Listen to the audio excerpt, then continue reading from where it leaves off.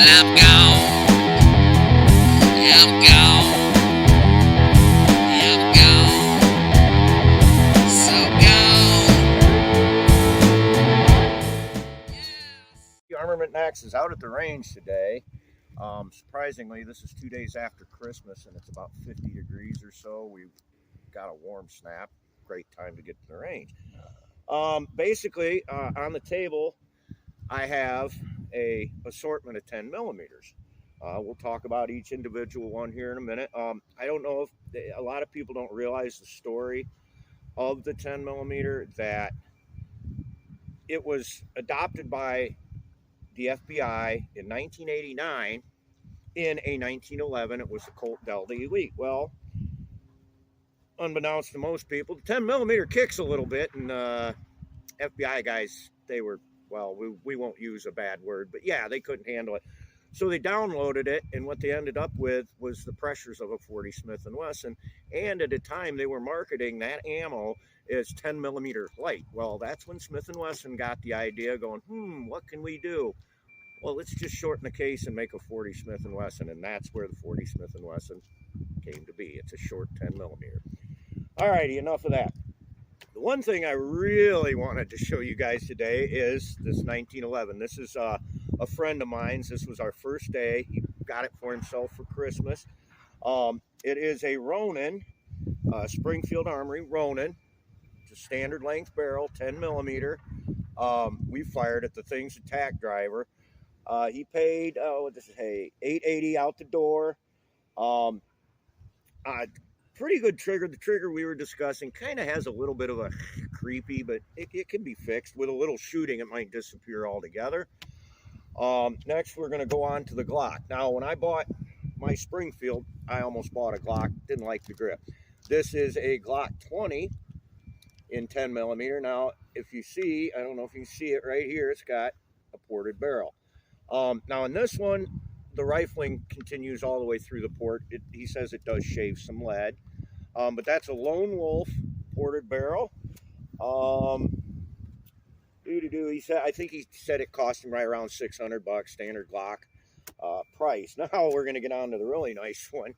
This is a Smith & Wesson M&P 2.0 Performance Center. Now, this comp on this, it's freeboard from like right here. So you see, it is extended barrel and compensated. And I tell you what, shooting this is almost like shooting a 9 millimeter. The recoil, this thing eats the recoil up. First time I fired it, I just went, oh my gosh. But very accurate, very, very accurate pistol.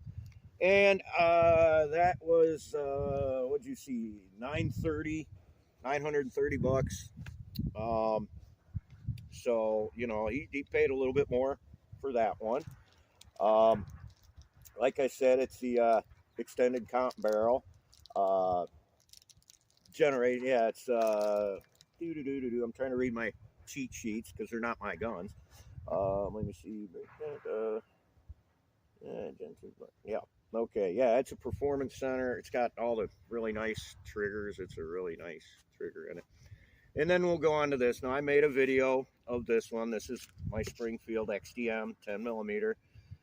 Nothing special. I mean, it's a very light gun. The recoil on it is, yeah, you go to something like this, it's like, wow. Polymer frame. These are all polymers. This is the only steel frame one here. But, yeah, so basically what we're going to do is a quick comparison. And I think we got 5 rounds in each mag. And we're just going to shoot them and go from there. So, well, we are here. We have 5 rounds ready to go each gun. I am going to shoot the Ronin first. Like I said, that one, I kind of understand how the FBI wouldn't like it. I just love 10 millimeters so much in the recoil. I just giggle. But yeah, that's, I mean, it is an all, you know, steel gun.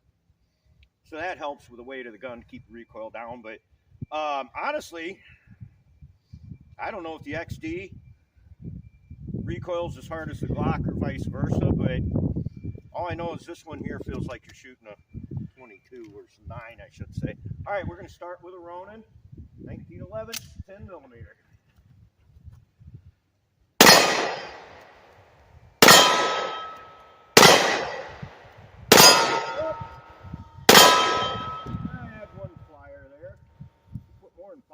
there, dude. That's okay. I like it. I did mention now, this has got some really aggressive checkering on the mainspring housing that you kind of feel it, but other than that, I mean, I don't think it's unmanageable at all. I just think a bunch of wimps at the FBI. So, all right, I'm going to go to mine, which is the Springfield XDM-10. You've seen this one in videos.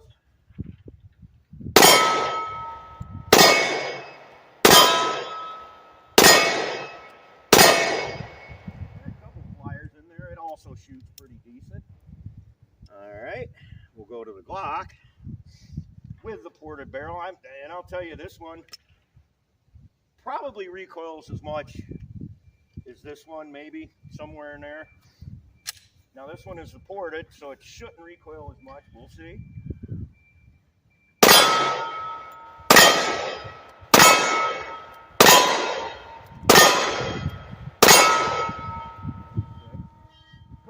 Flyers on there. Now I'll tell you, you still feel it coming back into your hand, but it does kind of keep the flip down a little bit. That first one got off. I was just getting on target and I squeezed.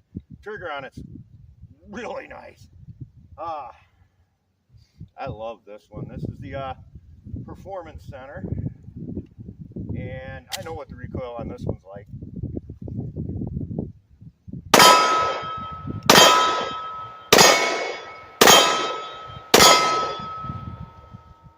I mean, it's got some jump to it, but it definitely makes it a little more manageable. So, oh no, I just thought I'd do me a little video on 10 millimeters. This new Ronin, I can actually probably get a little bit closer view of it. Yeah, it's super nice, dual tone, stainless. Like I said, trigger, not bad. It's a little, almost feels like there's a little grit in there, but there's not. He said he took it apart, made sure it was clean. So it's just, you know, all I could say is just shoot it more. Just shoot it more. It'll probably work itself in. So anyway, that's all for today. Peace to all. Stay 2A strong. I'm gone. I'm gone. I'm gone.